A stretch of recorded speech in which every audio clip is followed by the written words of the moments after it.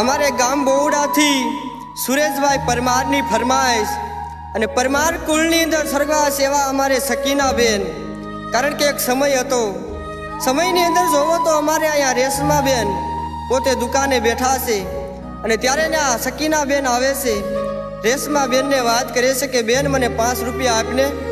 પણ ત્યારે રેશમાબેન ના પાડે છે।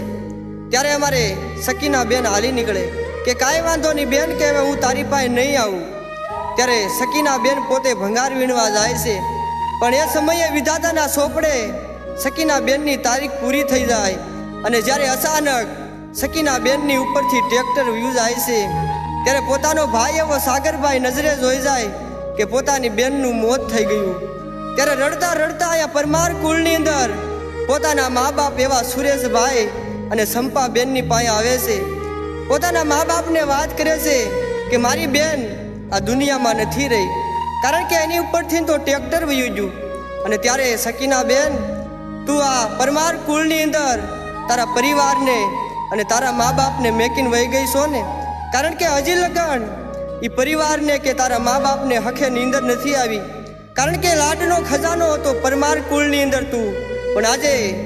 એ પરમાર કુળનો